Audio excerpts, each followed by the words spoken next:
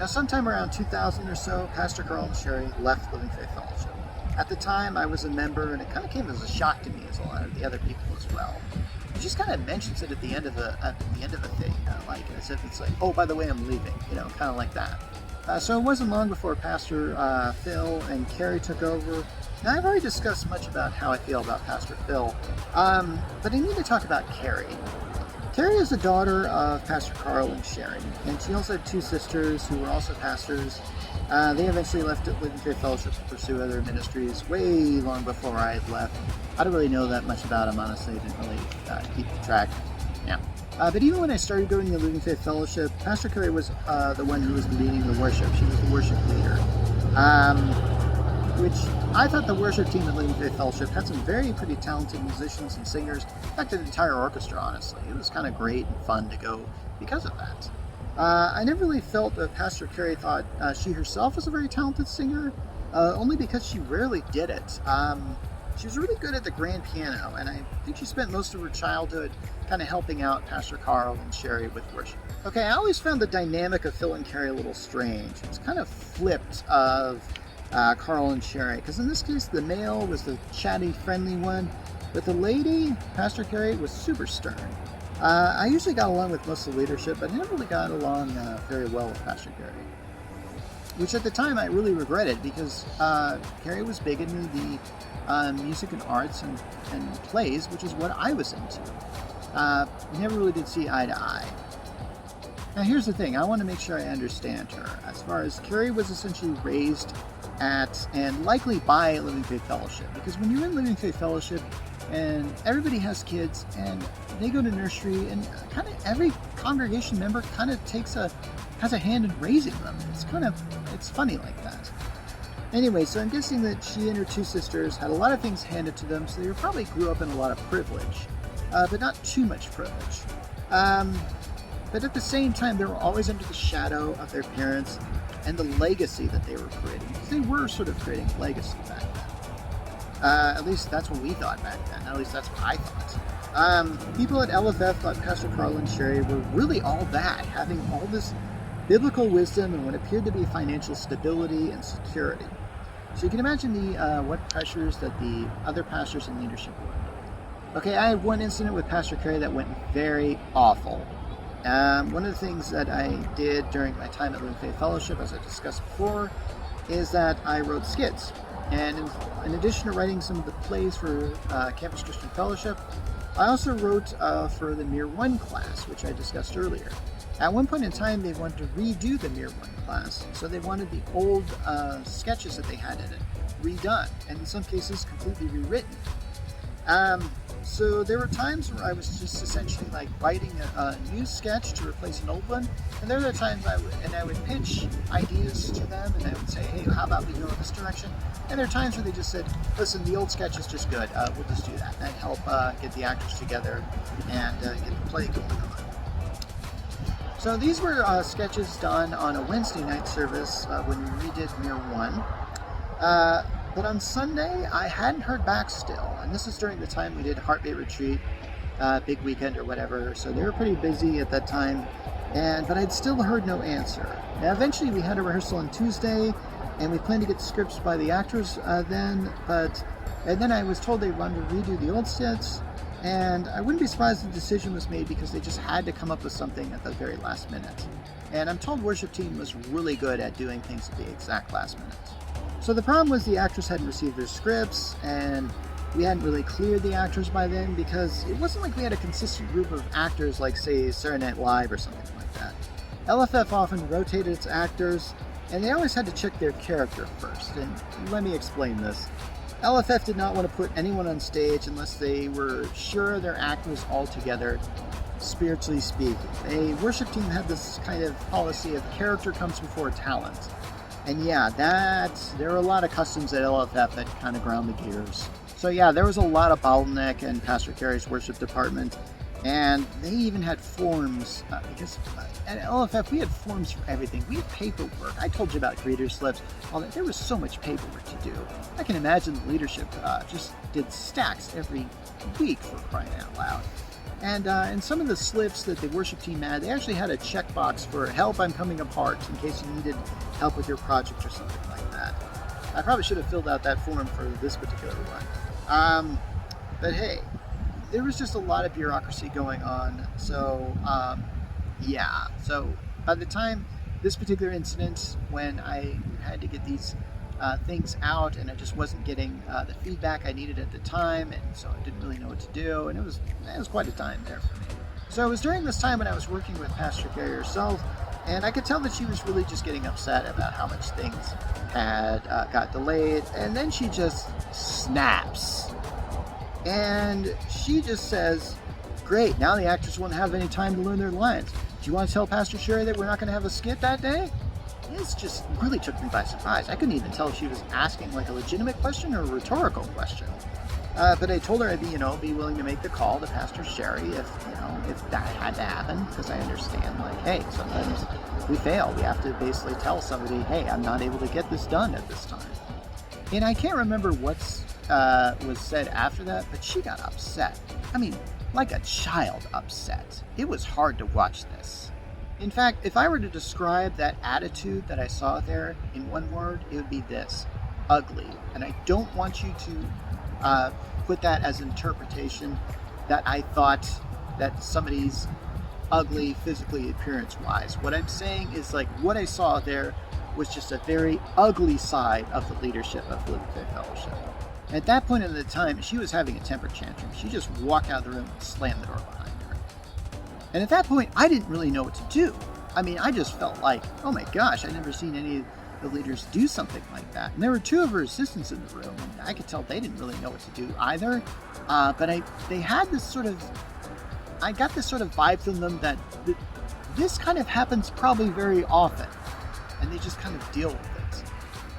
Anyway, it was just a big awkward moment. And at that point in time, I think the door just opens and just Pastor Carey walks in again. And she proceeds to just yell at me. Just yell at me. Just kind of blaming me for everything that's happening. And I'm just feeling like super small. And she even gives me a time to respond. I couldn't even respond to anything. I was literally blubbering my words. Like, I was literally saying that. That's how bad this was. Now, like I said before, I mean, I'm on the autism spectrum, so being in a situation like that moment broke me right there. And like I said before, the leadership didn't know about my condition, but honestly, you shouldn't treat anyone like that. Anyway, she asked her assistant to go and drop off the scripts, and basically said, Mark, I suggest you go with him. Like that. After we dropped off the scripts, I went to kind of apologize to her, to kind of I didn't even, these days it's like, don't apologize if you're in a situation like that, honestly. But at the time, I felt like this is how leadership treated its people. They were constantly correcting them. And you were sort of supposed to take it and just kind of take it and just kind of, that was kind of how the LFF culture was. And even at the time, I remember living with roommates who were talking about, I got corrected by my home care leader. This is like a badge in this institution that this would happen. So I didn't really know how to respond to this. I came back to her and said like, hey, I'm sorry that stuff like this happened. And at the time, I mean, I think she was like planning a trip to Hawaii with 2 other couples or something like that. She didn't even acknowledge that I was really in the room, honestly. So the next day when I came in to take care of this business, I talked to her, I said like, listen, I don't think you should have treated me like that. And her response was completely, she did not take that at all. She just basically said, he says, you're supposed to like, don't be like, I remember her saying like, don't be like, oh, please don't hurt me. She was actually kind of making fun of me, which is just awful. So I lived with this for like several years, and I came back to her. The thing that I don't really like is that I know I was not the first person or the last person who was treated this way. I mean, like I said, LFF had in its culture very much obedience to leadership, and the leadership had a lot of influence. After all, these were the people that would be helping you out if you wanted to start a ministry of something like that. And essentially, that was what Living Faith Fellowship is. Its full name is Living Faith Fellowship Ministry Training Center. They want people to go out and be ministers. So I should probably take time to talk about what was taught at classes. After going to the Gold, there were several Sunday morning classes known as catechism, or that's what they call them, and they went up all the way to Cat 1 through 4. And this class was essentially teaching the test. A lot of times you would go to the class, you'd recite what you've learned pretty much as a group, which was always awkward, especially in Cat 1. You had to pretty much read everything as a group. And then they'd give a test with a lot of filling in on the blank. And yeah, I don't know if this is a good time to mention this, but since we're talking about filling in the blanks, the most horrid filling in the blank I had ever experienced at this church came in 1991 or 1992, when Pastor Carl did a series about the 10 Commandments.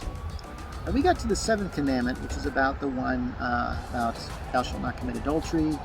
Unfortunately, Living Faith Fellowship was really good about talking about sexual sin, and they were really good about putting all sexual sin in one kind of umbrella, which would include like premarital sex, homosexuality, and masturbation. And of course, there was a huge sermon about this stuff. By the way, I should probably mention that when you end up going for the Gold and when they want you to do baptism, you were supposed to meet with somebody, a pastor there, and talk about your sins. And they expect you to confess that sexual relations you've been involved in and whether you're masturbating. And that's just, no, you don't need to know that information. Okay, you do not need to know that information on any occasion, and the fact you even want to know that information is terrible. I bring this up because in this message, when Pastor Carl started talking about homosexuality, he mentions that the Bible says that homosexuals are less than human, and that was like in the blank. You had to put homosexuals are blank than human, something like that. I don't know it exactly, but really, that was said. And there was a lot of anti-gay stuff, and I believe there still is some of this anti-gay stuff at Living Faith Fellowship. Now, some of the last messages that I ever attended at Living Faith Fellowship, and this was in 2017, where I heard from Pastor Phil just basically confirming that Living Faith Fellowship still has a non-pro-homosexual standpoint. And I decided, like, I'm going to meet with Pastor Phil and talk to him about it. And I was talking about it how, like, hey, man, we could really change our views on this. We could really help people who are just, these people are just, they're different than us, but that doesn't make them sinners. That just makes them maybe different than, say, I mean, it is an us versus them kind of thing at Living Faith Fellowship. And when I say us versus them, yeah, I am talking about, and when I say different from them, I am talking about homosexuals. I'm not, but here's the thing, I understand that there are people that are, and they deserve to be accepted, they deserve that love, and that it just doesn't make sense to have a standpoint like this. Like I said, Pastor Phil's very good at the mansplaining, and he of course confirmed me, it's like, yeah, we're not going to do that. I really just got the sense that Pastor Phil just wasn't going to change, and this whole church just was not going to change. Now, of course, this is back in 2017, so for all I know, maybe they have changed their views on this. And if they can leave them a comment if they want, shoot, I'll leave on this, because some of these things in the church are just downright harmful to people. I'm very glad I didn't enroll my kids at Pullman Christian School, and I've heard that the constant, and Pullman Christian School was very good at the time. When I volunteered to help them, they had all kinds of fill-in-the-blanks of workbooks. This was all about just sort of right upon right, precept upon precept, just getting this information in your head. I don't really think that this Pullman Christian School really adequately prepares kids for the real world, and I don't really think it helps prepare its adults for the real world is the problem. Okay, I think that the church has a very wrong precept about the United States and how it was founded. They seem to the church would like to tell you that the United States was founded as a Christian nation, and all the signers of the Constitution, the founding fathers, were all Christians, and somehow secularization has reared its ugly head, and we're far from the true path. And I get the feeling like, you know how like Donald Trump had a slogan of "Make America Great Again"? Honestly, that's good marketing. because I really got the feeling like that's who he was aiming for. These evangelicals who want to make America like that again. When in fact, it was never really like that. America has always had this kind of maybe, let's put it this way. I mean, there were a lot of things that made America, like slavery and stuff like that, that were practiced back then as biblical, and we don't want to be that again. We need to grow. So yeah, I don't want this to be an anti-Trump posting because, like I said before, there are other channels on YouTube that can do that so much better than I can. It's just echo chambers at this point. And I do recall one meeting with Pastor Carey, how she talked about how she admired President Trump, and after he won, thought that he was so humble. And yeah, I know. Talking about President Trump and humble in the same sentence just doesn't feel right. And I get the feeling Pastor Phil and Carey endorsed Trump, even though they might not have done it officially. But I remember seeing certain Facebook posts by them that were very pro-Trump. However, that's no surprise there. Living Faith Fellowship was so focused on trying to win people over to Christ. I'm not certain if their followers were properly trained how to really function in the outside world, but there was a lot of emphasis on bringing the gospel to the world, like trying to turn the conversation to Jesus or something like that. Church services would start with these praise reports about how people would be proud about how they shared the gospel at work or how they stood up for Christ someplace. It was just, man, I'm not sure if they do something like that anymore, but oh man, a lot of cringe there. I think that was kind of the reason why my wife and I kind of left, is we realized that we just saw that Trump supporters were church members, and they believed the stuff that was just not true and would require radical, in some cases harmful measures to implement. And we saw that in January 6th, those riots there. Those were, many of them were waving Christian flags. It was the same type of thing that I endorsed back in the early 90s with groups like the JCD Company and stuff like that, and LFF just trying to make America great again by bringing Christianity to it. It's just not, no, it's just, there's just, yeah, I can't even find the words to say how wrong this kind of is. But at the time, there was a lot of militant songs back then in worship. And, I should probably talk about, there was a lot of Christian music that I listened to back in the 90s that honestly really solidified my belief in that type of Christianity. And some of the songs are really great and had a great message, and some of them had a great message, and some of them, well, they were trying. So in short, Living Faith Fellowship kind of teaches you to act a certain way, and there's a certain culture that you're sort of have to be involved in and kind of go with. It's like a book I read once called The Connecticut Yankee in King Arthur's Court. It's about a man who kind of wakes up to find that he's in the medieval era, and this man starts to realize that all these people believe in things like wizards and knights and gallantry and all these fantastical fantasy elements. And it affects their lives, but they just sort of go along with it, is the issue. And the main character realizes that since most of these people are playing along, he can essentially be the one up top. He can be Sir Boss, which is what he calls himself. And I'm not trying to say that all pastors, teachers, preachers, they're essentially like these con men, but they have all this power that essentially goes unchecked. And they can easily stumble there, especially when they're really trying to do good.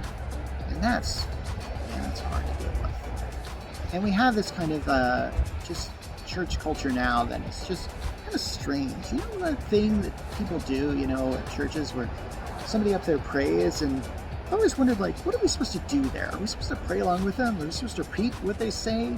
What are we supposed to do there? It just feels like a show, and how, like to show that we believe in God.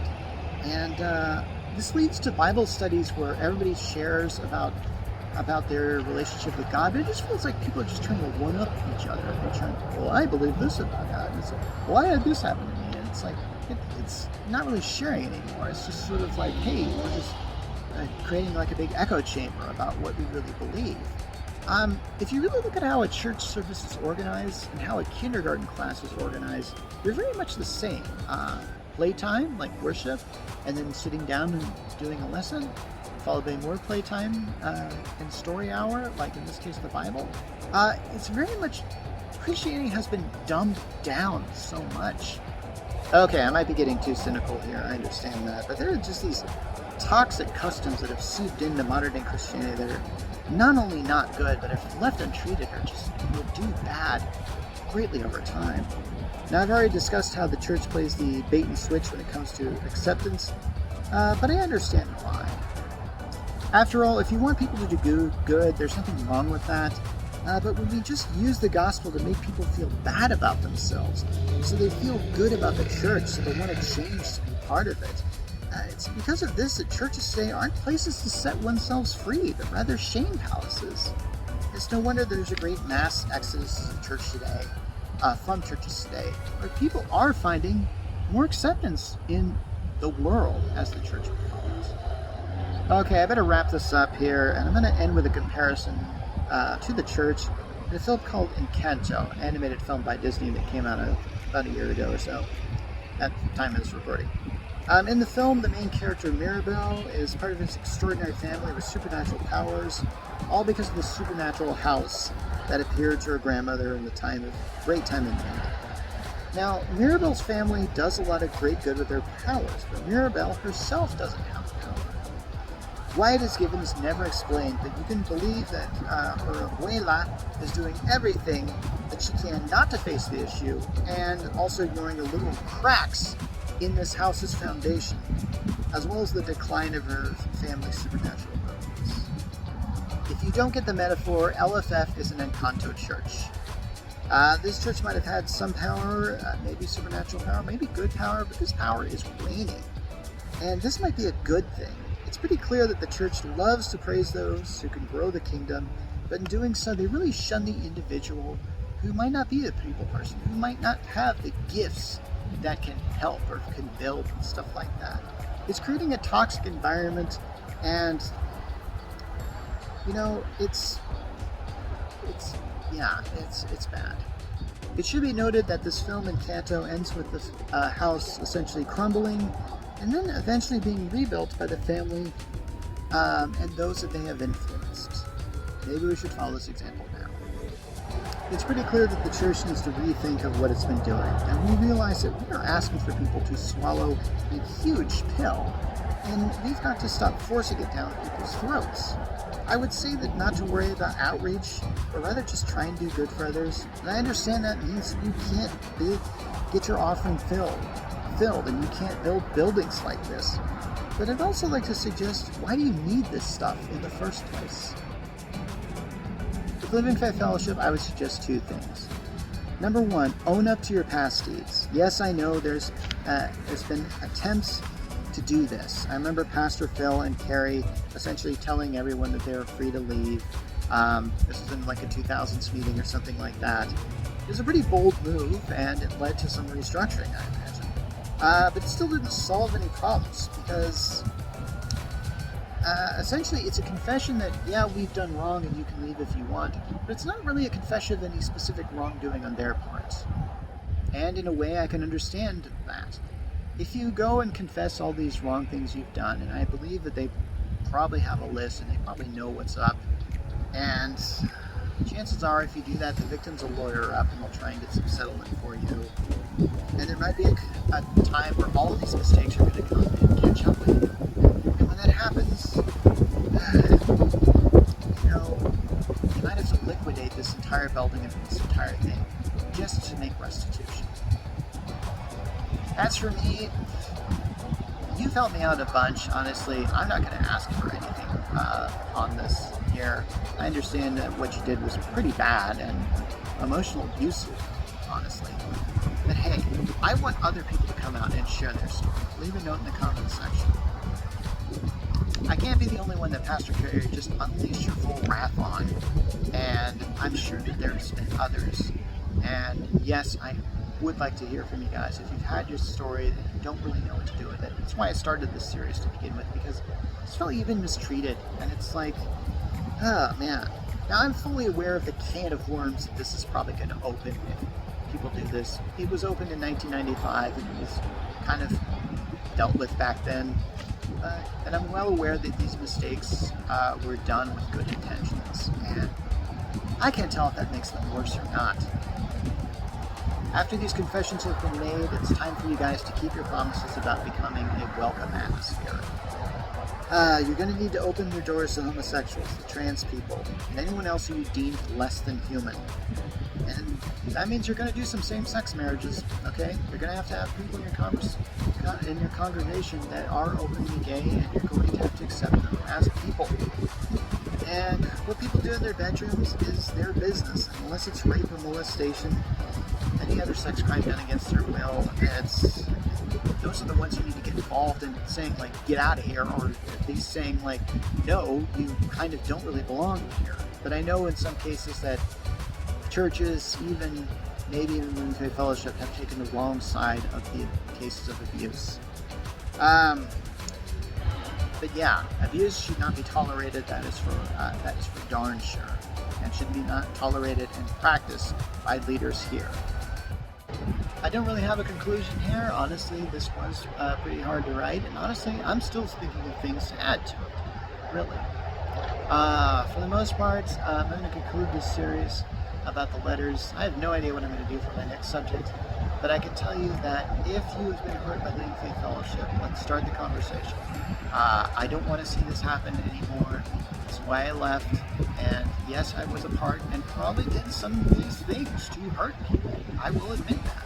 I'm going to have to own up to that, too. All of us have to. Here's the final advice I give for Living Faith Fellowship. I understand that you don't want to live in a world where you die and you have to face God and you have to explain to Him that you didn't do all you could to grow the kingdom. But at the same time, do you think God is not holding accountable these things you were doing to grow the kingdom that in turn hurt people? That's going to be accounted against you. So keep that in mind here. Anyway, this has been Mark Rawls from the GeekChurch, and I'm signing off.